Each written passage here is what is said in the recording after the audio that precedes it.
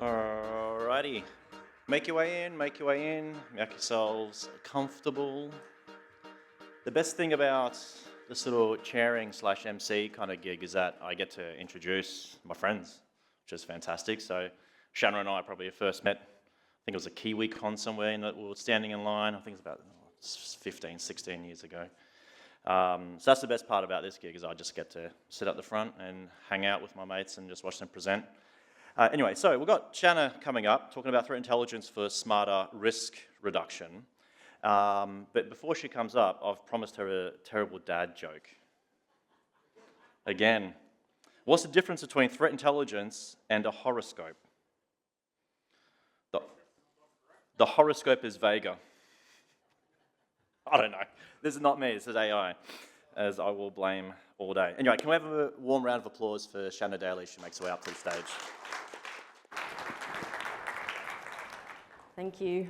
I think I need to teach you my dad joke, and it's my favorite joke, and I'm sorry if you've heard it before if you're at Suncone. How do you clean up after an AI? With a rag.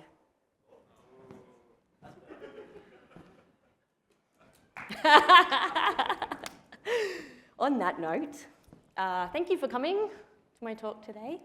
I am actually going to start with a bit of a tale of woe, and it's a tale of woe because it's a tale that I have gone through, and I'm sure maybe many of you have gone through this tale as well.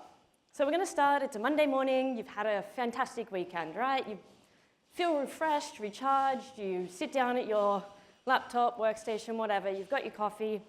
What's happening this week? Board reporting. Amazing. All right, that's okay. We can get through this. You pluck up all your courage, and you open your vulnerability management dashboard. And all of a sudden, that really good mood has just gone to shit. Sorry, I'm another one who swore. Zane was the same. Apologies. Everything about that weekend you've now forgotten. This is what you're looking at. How is this happening again? Right? Last month, you were told that the end user computing team, they were going to patch all of those workstations. The Linux team were going to patch the servers. Everything was going to be fine. You were going to have made some progress. Alas, this is what you're looking at. You have more vulnerabilities, more patches, legacy operating systems still running, Windows 2008, Windows 10. You've got Linux from last century, maybe OpenBSD and some little puffy fish. You've got no application control on your workstations and BYOD, just to top that off. So everything that you start looking at becomes really untenable. Anyone? Tough crowd, come on, give me a break. This is what happens when you hang out with Lucas, people, just FYI.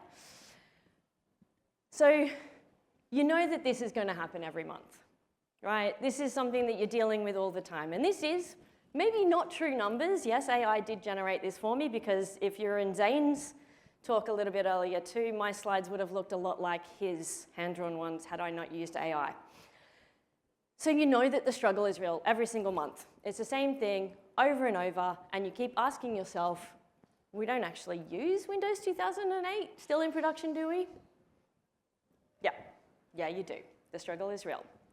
So you decide to go back to your to-do list from last month and see, what's changed? What could we do? Right, the end user computing team no longer responds to you on Teams. Again, true story. You can't upgrade your systems because you're still running on those out-of-date operating systems. Can't prioritize by CVSS, same thing. You're still running on those out-of-date operating systems and applications. You can accept the risk. That's, tempting. Rescan, close the tickets, mark all as red. It's super, super, super tempting, and I have actually done this because it was at the point where, you've got 15 million vulnerabilities. What are you going to do? Right? You can't actually go in there and make a real big difference. But that's kind of what we've been looking at when we look at vulnerability management, and in turn, how we're managing our risk based on some of these practices, which for modern organizations now are a little bit outdated. But you've had a great weekend, right? So you've got a job to do. Let's go back to the drawing board. Let's figure this out, right? Let's take a look at why those traditional approaches fail. So traditional vulnerability management approaches are failing because they rely primarily on the fact that we know what we've got within our organization. Asset management, asset inventory. Hands up if you think that you've got a good one. I can't really see, but I don't see very many hands. I'd guarantee you if you've ever been hacked, the threat actor has a better asset inventory than you ever do, right? So you're relying on something that's outdated, doesn't actually reflect what is actually in place anymore. So when you're doing those vulnerability scans, you're only scanning the assets that you really know about. And those assets that you know about are probably not where you're going to get breached. And so this is where, I'm talking about, the title's changed a few times as I've done this talk, but we're looking at using things like attack surface management, threat intelligence to make better decisions when we're doing risk reduction, which is what our main goal is for something like vulnerability management. The other issue that we have, besides following those traditional approaches that we know what our asset inventory looks like, we don't have any shadow IT, shadow AI, rogue developers. Equifax comes to mind, developer running Apache Struts server. Nobody else knew about it. Surely none of us have anything like that running in our organizations. But we also, the way that we do our reporting is pretty antique as well. Yeah, old. Out of date, it's old. When we're reporting these metrics back to the board where we're saying these are the number of vulnerabilities that we have, this is what we've done in patching, and when those numbers start to go down instead of up in the wrong way, then we're looking pretty bad as a security team. What is that return on investment when it comes to the money being invested into the security practice? So we need to shift not only how we're doing it from a technology perspective, but also how we're reporting that back to the business. Otherwise, we are literally just doing what is the definition of insanity. The same thing over and over again, not making any difference, not making any changes. And this, I've been working in this industry a long time, and this continues to happen. Sometimes I think about doing these kind of talks and think, but this is super obvious. No one's going to come, no one's going to learn anything. But unfortunately, these sort of things are still going on, right? We're still doing the same practices that we did 10, 15 years ago, even though the way that our organizations have formed and are forming have changed quite a bit since then. So we need to look at what we're actually protecting. We've got the old castle, firewall, everything inside, our crocodiles on the outside. One day I'm going to have a farm. It's going to look like this. But this isn't how our organizations are set up anymore. We don't have that traditional perimeter. Well, maybe if you're government, this might be, but I'm not talking about, for most organizations, small, medium, large businesses, these days it doesn't look like this. We don't have a nice little perimeter. We have work from home, we have BYOD, we have SaaS, cloud, everything else. We need to be looking at all of those assets which sit outside of our boundary, and how do we even know that they're there? Sometimes it's us relying on trust that people within the organization are going to come to IT security and say, hey, I'd really like a dev server, can I spin one up? Right? Most security teams are going to go, no, hell no. And they're going to go and do it anyway. So how do you know that those systems are out there? How do you know?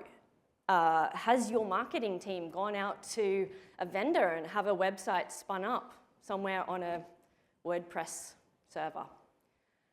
You don't know what kind of data there is on there. I mean, the obvious ones of these is in the past, I've done work at universities where clinical trials are run off a web server.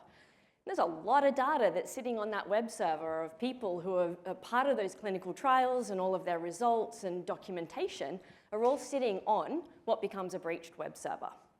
How do you know it's out there if all you're doing when you're doing your vulnerability scans is scanning the same old assets that you already know about? So what we need to understand and do is understand our external attack surface. right? So I'm going to get to the point of the fact that a lot of the attacks that we're seeing these days, you're not going to find that initial threat vector by doing a vulnerability scan, right? You need to understand what are those devices, assets, that are data that are externally exposed, and then what of those are actually vulnerable. And we can't do that without having some of that context, which is the role of threat intelligence. And when I'm talking about threat intelligence, I'm not talking about a threat feed here. I'm talking about threat intelligence where it's going to provide some context around what is that threat actor doing. If someone's out there breaching a 40-net Friday, 0-day, what are they normally doing? How are they breaching? What are they looking for? What industries are they going after? Sure, some of those IOSCs are going to be very, very, very effective in helping blocking and identifying, but they're not going to give you the context that you might need to be a bit more proactive. So when you're looking at vulnerability management to reduce your risk, you need that, what have I got externally, combined with what does that even mean? Is it at risk?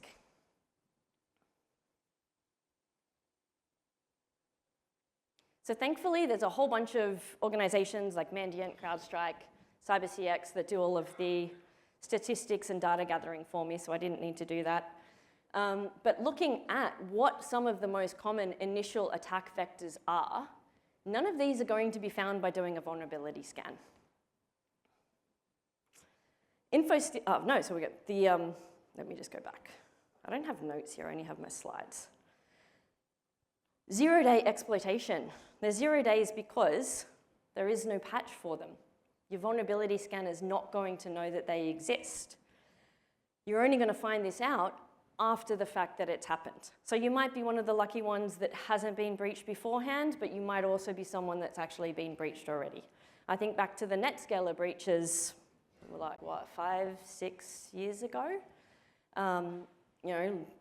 Thousands and thousands of organizations were breached. Maybe they didn't go any further than just actually breaching that first layer, but thousands and thousands of organizations were actually breached by this well before it became kind of public knowledge. Shiny spider, shiny hunters, scattered spider. Has anyone done any red teaming against their support staff? Yeah, how did it go? Oh, good. Yeah, it's usually, we're gonna have to uplift some of those processes that they're following, right? We can't vulnerability scan our staff. I mean, we can test them, but social engineering still is a very, very, very prominent way that threat actors are able to get into an organization. And to Ivana's point earlier, if they can get in, what can they do? And we see time and time again that these support staff are actually able to social engineer their way into some sort of elevated privileges or administrative accounts. Again, you're gonna get annoyed at me saying vulnerability scan's not gonna find this, right? But this is a way that your organization could get breached. InfoSteal is still huge. I think it was the CyberCX report. I think it was 1 or 2. I think Mandiant as well. It was still number 1 or 2 for the most dominant way that organizations are getting breached through credential harvesting and supply chain attacks. Woo! Is that Paul? Aha, knew it. Again, how do you protect from supply chain attacks when all you're looking at are the assets that you know about? If you're not looking inside, how do you know what is the likelihood of your applications externally being breached? Oh, this is my pinnacle slide, by the way. Another AI genius. So we need to use our attack surface management, and I'm going to talk a little bit more about what that is, and threat intelligence to bring them together, to bring us some context and to bring us some priority to what we need to fix before we go out there and try and reduce our vulnerability management dashboard and worry about our Windows 2008 servers that are sitting well inside the internal network. Sure, it's still a concern, but not much of a concern when you might have things on the external, like I don't know, CISA this week? Anyone hear about that? I'm going to talk about similar later. It helps to prioritize, and it gives you that ability to then report back, hey, this is what we're seeing out there. This is what's happening. These are the kind of threats that are real. This is what the threat actors are doing at this point in time. These are the areas of our external perimeter where we might be attacked, and this is what we're doing to defend them, right? So you get this picture where you can go back to your senior management board, executives, whatever it is, and actually start to talk about, here is how we are reducing the risk of our external assets and reducing the chance that we're going to get breached. And every time, I know you've probably got video on, I always notice how much I flap around my arms. Extra steps. So I've talked about this. So it's the impact on the risk and the decisions. So you start to understand what you have externally, and that's pretty important. You then know what matters because you know what those threat actors are doing. What are those TTPs that are actually occurring now? We see it all the time. Threat actors tend to go for a particular industry first. They'll use the same kind of indicators, the same kind of tools. I mean, why change if you don't have to, right? If it works, if it ain't broke, don't fix it. Then you can start to act before there's any kind of exploitation. Going out there and finding out, where is your data? You know, what kind of data is in your organization that is valuable? You may not think it's valuable until it gets out there on the dark web, right? So where is that information that, if it was to be exfiltrated, put on the black market, put out there in public, what is the impact to the business, and what are you doing to actually protect that? Threat modeling, for example, looking at those pathways of which those particular assets, data could be breached. You can start acting before any of that happens and reporting back and kind of showing a little bit more of that return on investment to your executives. So as I was saying just a bit earlier about CISA, the Center for, what is it? I did write it down because it's such a huge word. The National Coordinator for Critical Infrastructure Security and Resilience. Probably wish that they had have knew about the GitHub repo that had ridiculous things like AWS passwords.yaml. I was reading today that the security researcher thought it was a joke, like thought it was a honeypot, right? That the names of the actual files in the repository were so ridiculous that they thought it had to be a hoax, but it wasn't. But to 2024, similar thing happens with Mercedes-Benz, GitHub token exposure, public repository had AWS credentials, personal authentication tokens for individuals out there in a public repository, right? A lot of the time, thankfully, these things are discovered by security researchers. The one from CISA this week was a security researcher. Kind of a good thing, I guess, but a lot of them are not discovered that way. But what happened is that this security researcher was doing scans of GitHub looking for these kind of private keys tokens that are available on public repositories. You can do this too. If you have a development team, even if you don't have a development team, you may have, DevOps, you might have GitHub. Talk to your development team, talk to your teams. Where are you storing this information? Don't just think that they're going to tell you, right? And if they do have GitHub, don't be like, you need to shut that down. Work with them on what is that information there. Give us access so that we can actually be proactively scanning these systems and making sure that no one, by accident, is actually uploading things like API keys. This is one of my favorite ones because I have doing a report on something similar at the moment, but DNS misconfigurations. Does anyone know what DNS dangling is? Yeah, a few people. So DNS dangling is where you have a DNS entry in your DNS file, I guess, that points to a system that is either no longer in use, might have been decommissioned, but you might still have blog.example.com pointing to a particular server in AWS, right? So if that particular server or name of a server is available for an attacker to then go and spin up and use, all of a sudden, they've got a valid DNS to your organization, right? So this, again, a security researcher found this. Oh, this wasn't meant to be on that second bit here. There is a typo. Oh, there we go. This one. It should be .net, akamai.net, or acam.net, not acam.ne, which is the country code for Niger. All right, so this security researcher actually went out and, wrong one again, registered acam.ne and discovered that a lot of people make that typo.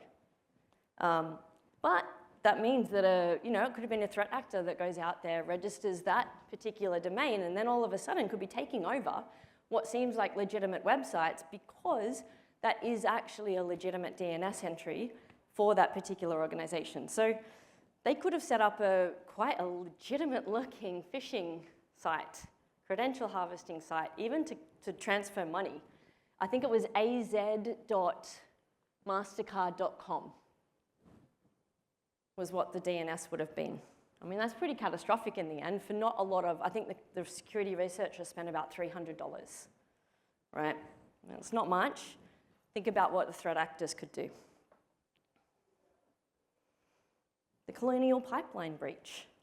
I mean, if you want to attack the US, they went for the oil and beef, right? Wasn't it? The other one was the beef market. Root cause. Stolen VPN credentials that were available on the dark web well before they were used to breach the Colonial Pipeline and run ransomware. I mean, if they were out there, why not be looking for them? Not the only case where this has happened as well. So, what are some practical steps? Right? I'm not here as a vendor or not trying to sell any of these products because there's a lot of stuff that you can do out there for free.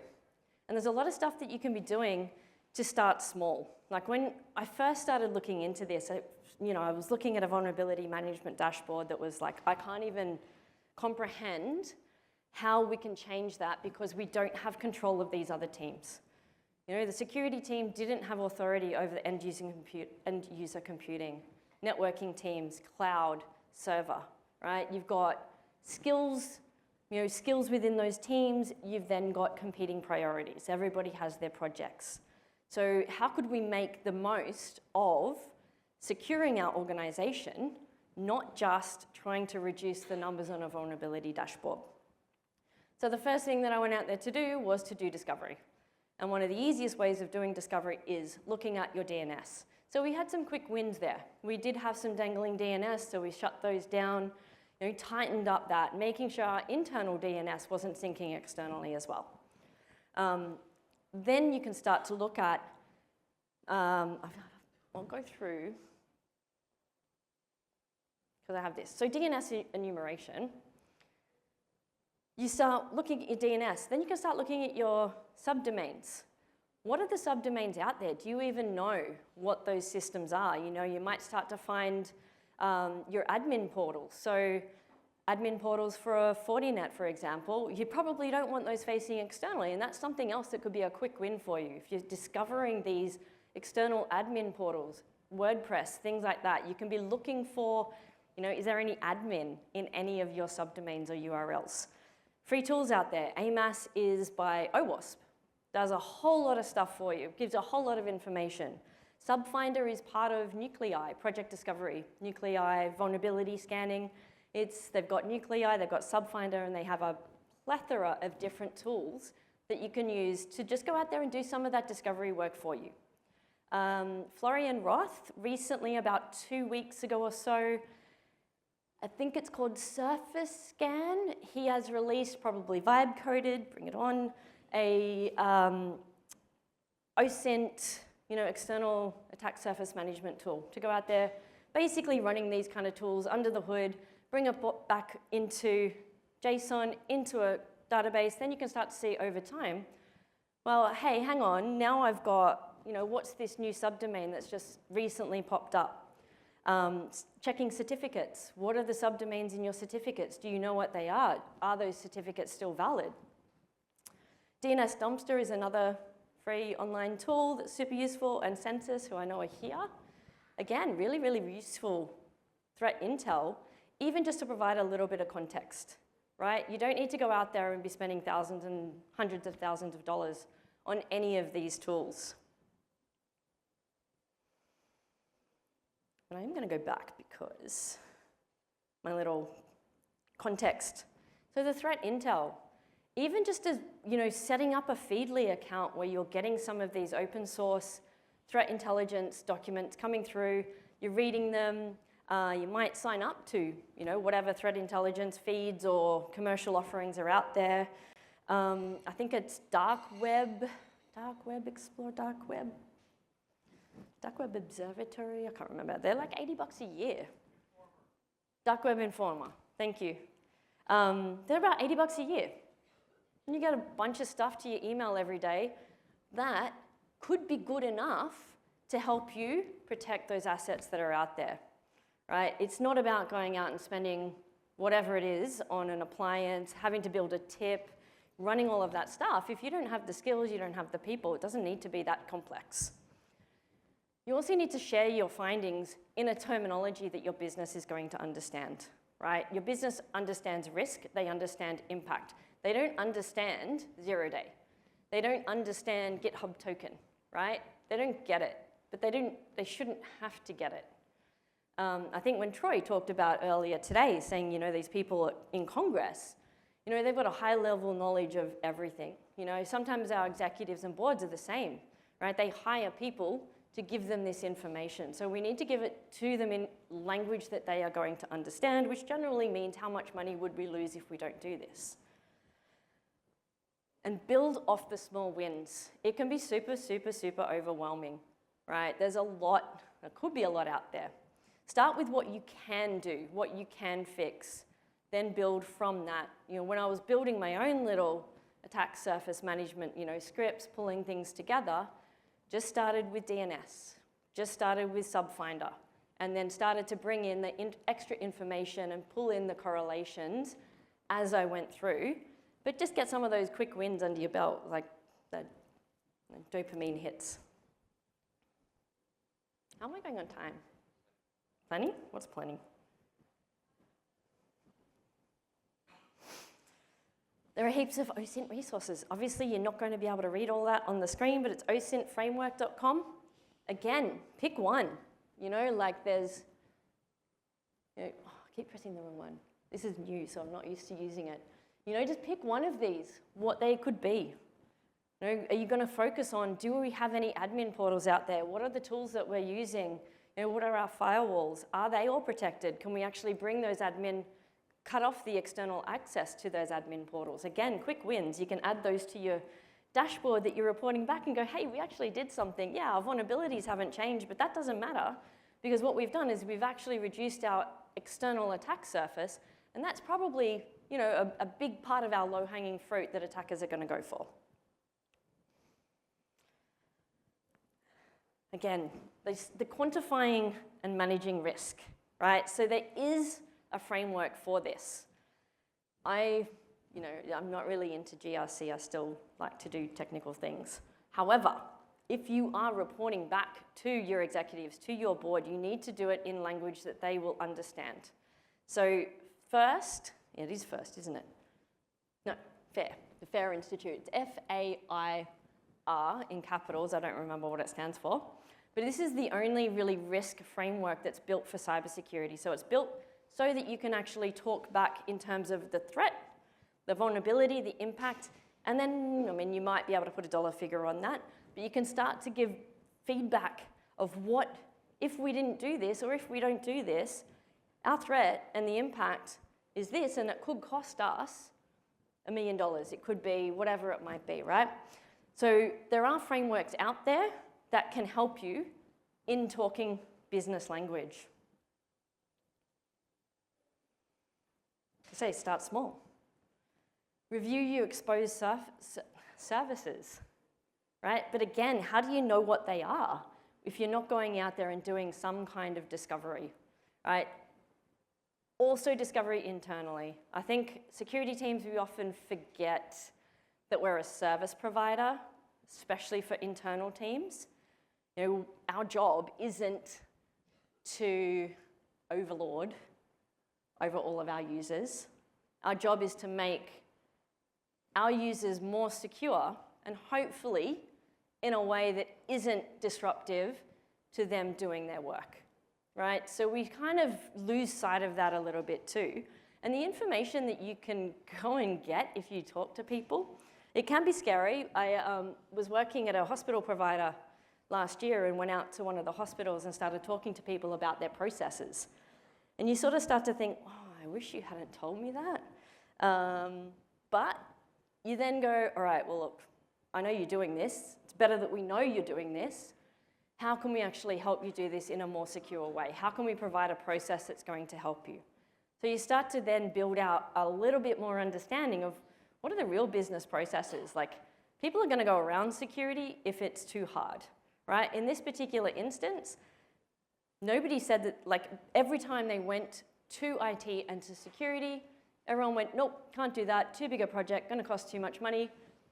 So they just made up their own way of doing it, right? They needed to get the job done, so they just went and did it. So talk to your people as well. Lookalike domains. Still a thing. About a couple of weeks ago, I was working on an investigation where a threat actor BEC compromised to one organization, waited around till another organization was going to make a large deposit, set up two lookalike domains, one on each side, and started having crossover conversations. I know a lot of organizations will go out there and look at what are the new domains. Some of the third-party external attack surface management offerings do this too. What are the new domains that have just been registered or recently registered that kind of look like your domain?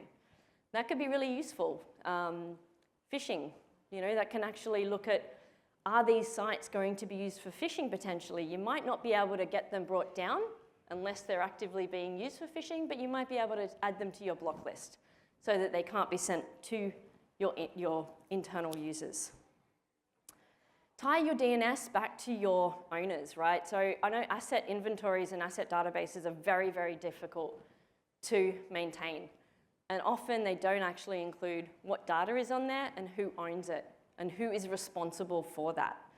So build out not just what assets you have, but who owns them and what data is on there. And that can help you build some more context around what you need to protect. You know, you might have a web server out on the internet, static website, just brochure material, no problem, but it's running on WordPress. Oh dear, you know, we better get that fixed. Worst thing that could probably happen is you end up on Zone H. Not so bad, right? Understand where your biggest risks are. Restrict admin and remote access portals. I mean, people are still using shitty passwords in RDP and having RDP enabled externally. Is that a... Well, that's good, because I'm going to have heaps of time. So, back to Monday. If you want next Monday to look different, we need to move beyond the checklist, right? And I think that's where the traditional vulnerability management scanning, that's all come from, right? You've done your quarterly vuln scans, you do your yearly pen test, you tick the box and you're done, right? That's great, you're compliant. You know, how many organizations that are compliant are actually breached? All the time. Understand your real environment, not just the made-up one that everyone wants to tell you or that you want to believe that you have, right? There's probably a lot more out there that you don't know about, and that's probably where things are going to go wrong. And tie your risk to impact to the business. I've seen so many times where people within cybersecurity technology cannot have those conversations with the business, so the business doesn't understand what that impact is and the likelihood until it's too late, right? You don't want to be that security manager CISO that goes, I told you so, because you're still going to be the one who gets dumped on it, right? Whether or not you told them so. So thank you for coming to my TED Talk. Thanks, Shanna. Take a breath, take a breath. Plenty of But time. we do have time for questions. And last time I got asked questions, so I thought this is probably good. Excellent. So anyone with questions in the room, feel free to raise your hand and I will run over, get my steps up. Come on, you got to help me get my steps up today. Yeah, I'm at 5,500. There we go, thank you. I literally did 1,400 steps last week while I was working. I was like, I probably could have just been dead and actually moved more. I have a question here. So once we understand there are websites maybe hosted by certain departments or somebody we don't know, right? Is there any tool available we can know what type of data they have rather than going through the content by ourselves? So if you've got a website out externally from a business unit, how do you know what data they have on that website? Yes. I mean, from an external perspective, you could probably do some web crawling, so pulling back all of the information, that's there, and checking out, are there any documentations that look like they might have, confidential data? Internally, it would be a conversation with them, right? Looking at DLP, what kind of information is on there. But externally, yeah, I mean, using a web crawler, you can pull all of the different pages and the relationships back pretty easily for all of the unauthenticated pages. Any other questions in the room? I got one here. Of course you do. Of course I do.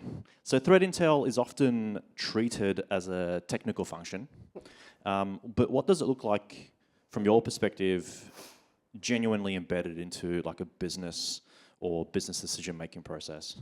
Well, I think that we've traditionally looked at threat intelligence as something that you bring into security at the end, right? It's something that's super pricey. We're going to build up our SOC. We're going to do all of these fancy tools and everything, and then we're going to get to threat intelligence when we're ready in 5-10 years and we can hire someone.